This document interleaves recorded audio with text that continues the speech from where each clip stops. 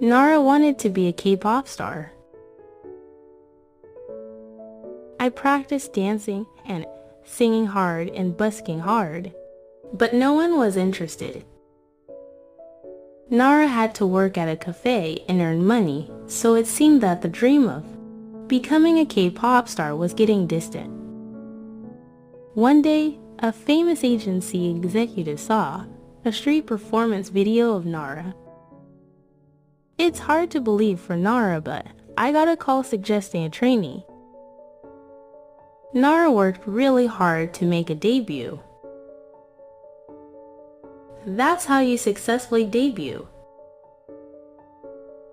Achieving her dream, Nara has become a K-pop star loved by many people.